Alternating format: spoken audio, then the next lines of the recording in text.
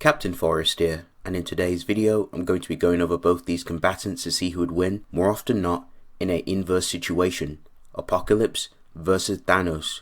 Now if you guys are new to my channel, please leave a like, comment down below, and of course subscribe for further content. Also, massive shoutouts to the HQ squad, shouts to Crusaders, huge shout to Korin O'Keefe. He helped me in this video and he also gave me his thoughts on who we thought won in this video, and then we all kind of just chopped it up from there.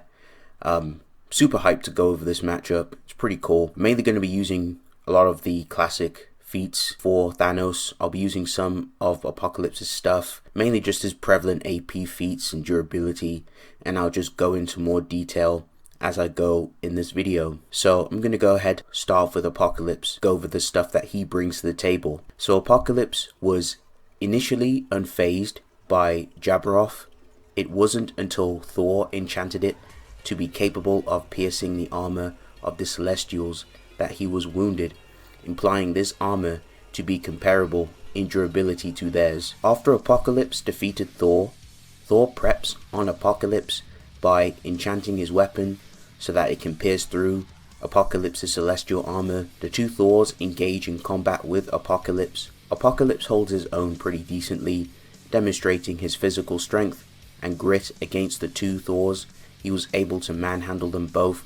However, in the end, he was bested by these Thors, but this feat would most certainly not take away any credit from Apocalypse or mean if it's an anti-feat in any capacity. So this is very impressive for Apocalypse. Very good scaling right off the bat. Another thing I would like to mention as to why this is so impressive for Apocalypse is because this very same Thor was also in a lot of pain and was able to push back the World Tree and the World Engine back in the classic days, and this very same World Tree contains realms inside of it such as the Dimension of Manifestation and the Superflow, and this was a weaker and a Thor who was in pain, which is very impressive. And we literally see this same Thor, he's unable to do much to Apocalypse, and he literally had to enchant his weapon to even do anything, and he needed help from Jane Foster as well. So this is pretty big strong for Apocalypse. So that's going to round up Apocalypse's stats. I will talk more about his hexes and other things. Apocalypse has demonstrated some energy absorption. He was able to absorb Cyclops' optic blast, making him lose control, which was pretty impressive. He was able to take on the full force attack, a psionic attack from Jean, and he was able to reverse it back on her. He's also shown to corrupt people, mind, body, and make them his own heralds, so kind of like Galactus in a way. He has full control over his molecular structure, and he can shape it to however he desires. He can increase his size and split parts of his body or open holes to evade attacks. He can morph his body for offensive means, such as creating tendrils or spikes. He can also project energy attacks from his hands and also use heat vision. Very impressive. So that's going to round up Apocalypse. Ultimately, I'm going to go ahead and move on to the Purple Titan himself, Thanos. So we've seen Thanos physically hurt a moderately fed Galactus by not taking victory. This same Galactus even admits in annoyance that he had to exert more power in order to defeat Thanos, and that his scuffle with Thanos depleted his vital energies, making him hungry again. Thanos also fights Odin. Thanos was able to hurt Odin, and Odin had to exert more power to take down Thanos. Odin himself has gone up against a moderately fed Galactus in combat and was also able to damage him. We've also seen Galactus stalemate Mephisto in his own realm and threaten to eat this entire realm, which is very impressive. Thanos also has some insane durability and willpower. During his fight with an unstable Thor who was enraged and amped by the power gem, Thanos was able to endure attacks from this same Thor, and he literally gets up and he smiles it off, and he was pretty much enjoying his combat and fight with this very same amped and enraged Thor, who was more than likely in Warrior's Madness, which also gives you like a 10 times increase, and then some with the power gem, which is absolutely insane. This just goes to show that Thanos has tremendous willpower and durability against the likes of Odin and Galactus, which is very impressive. Thanos has also shown to beat up and humiliate Silver Surfer. Thanos has also shown to no-sell a cosmic blast from Surfer. Thanos treated this situation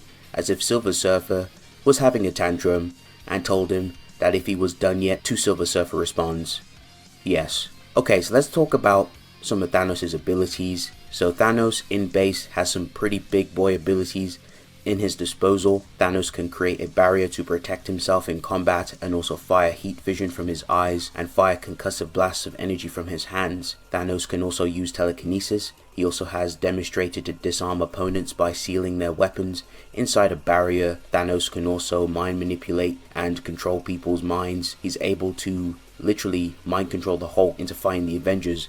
This is very impressive. Like, Hulk himself has some insane mind resistant abilities. It's not very easy to get into the Hulk's mind. Base Thanos himself has death hacks, not just any ordinary death hacks, mind you. He can permanently kill people who live in the Cancerverse, a reality where the concept of death doesn't exist. So even if you have resistance to death hacks, or you just have more of a fundamental resistance to that type of stuff, Thanos, he's able to easily negate that. Or if you fight a character that is completely just unaffected by death at all, like just removing the idea of death, he'll just still smack you, which is pretty hilarious. Thanos has also shown to use transmutation. He was able to turn a scroll into stone, and Thanos himself also can teleport against his opponents. He's used this in combat situations to avoid attacks or to get closer, and that's going to round up Thanos' abilities for now. Let's go over some of his resistances. Thanos himself has taken a cosmic blast from Silver Surfer, whose powers are linked to the astral plane. We go on to see Thanos resist and embarrass Moondragon in a telepathic battle. Thanos' mental energies are so strong that Monica is rebuked from his brain after trying to enter inside through his eyes into his brain in the attempts to fry his brain and fails in the process. And lastly, Thanos has demonstrated to withstand reality warping, which would kill any other person. So that's going to round up Apocalypse and Thanos. I'm going to go ahead and give my thoughts on who I think wins more often not in an inverse situation. Now, I want to go into more detail about certain things. You're probably wondering, hey, I didn't mention enough for certain characters in this matchup, such as Apocalypse or maybe Thanos. I tried to stick mainly with more of the base stuff, more of the, no like amps or anything, just to see, raw classic inverse, classic feats. Of course, with Apocalypse, the feat that he performed was a little more modern, but of course there's other variables you can go about it if you use like Apocalypse, where he had basically all the mutants' powers. I'll talk about more of that near the end of the video, but I just wanted to stick with just his basic stuff. But overall, in terms of like AP, I do lean a little bit more so with Thanos on this one. Thanos' feats, especially against Galactus and Odin, being able to press them, make them exert more power, and even when he's taking a fat licking, a fat bollocking from both these combatants, Thanos is literally getting up and telling those guys literally like, no bro, this ain't over, we need to keep scrapping. And he's literally making Galactus work up a sweat and work up an appetite. So that's pretty impressive right there. And we literally see Thanos being able to body slam Silver Surfer, who literally scraps with Thor as well. And Silver Surfer was also not suppressed when he fights Thanos. Thanos literally just took that like unsuppressed attack from Surfer and literally told him if he's done yet, if he's done being a crybaby. So I think those feats are a little bit more impressive, as well as like Thanos being able to also take and endure a amped attack from Thor as well when he was amped by the power gem, on top of Warrior's Madness, which is some really good scaling and really good quantification. So he would have really good durability and AP in hand as well. So I'd have to give AP to Thanos. Just has really good feats in base. Now, in terms of speed, I think speed's irrelevant. I think no one's going to get speed blitz. I think they're pretty relative in the speed department and the type of caliber of characters they fight. So I don't think speed's going to be an issue. They're definitely going to be scrapping like dogs and, dogs in the fields. Now, when it comes down to hexes and abilities, both have really good hexes. Apocalypse has mind hexes.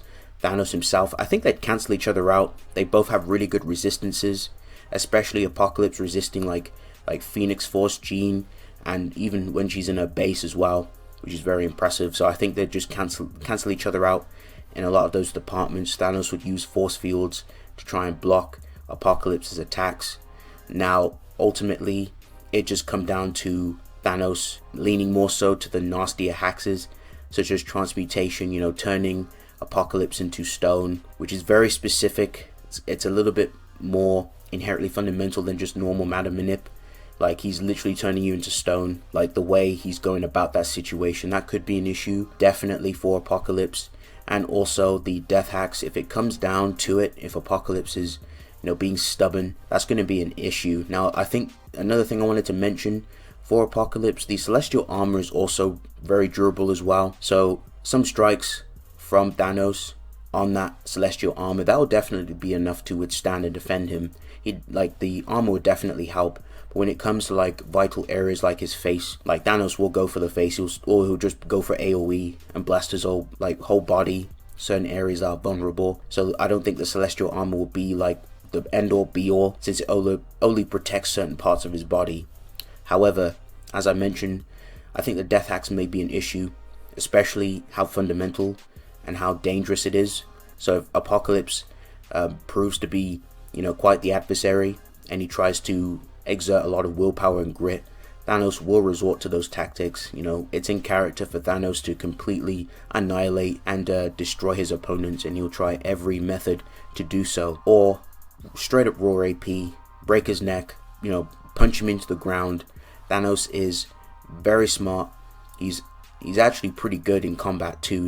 Is an absolute beast in combat. So more often than not, I have to give victory to Thanos. I just think he has better AP, multiple ways to win. His hexes do the job. Petrification, death hacks if need be. I see that as a last resort if he's being too much of a stubborn cookie, and he'd be able to resist a lot of Apocalypse's hexes and other interesting gadgets and gizmos. And even if Apocalypse tried to use energy absorption on Thanos, if Thanos shot that death hacks blast, that's not going to cover it. That's not going to do it. That's not going to nullify the death hacks properties behind it. Even if he tried to absorb it, he'd just die instantly. Now, before I end this video, I wanted to mention something really quickly. Now, if it's Apocalypse with like all his comp, like the time where he got all of the mutant powers, we're talking Jean, Cyclops, Wolverine, etc, everyone's powers, yeah, I would lean more so with Apocalypse. I think Apocalypse would smack standard like Thanos, like classic Thanos. But modern Thanos is kind of built different, but more often than not, like in this base to base raw inverse situation, Thanos, I'm leaning more so to him. But yeah, thank you guys for watching. Hope you guys enjoyed this video. Leave a like, comment down below. If you like what I do, subscribe. But yes, it's been real. I'll see you guys in the next one. Peace.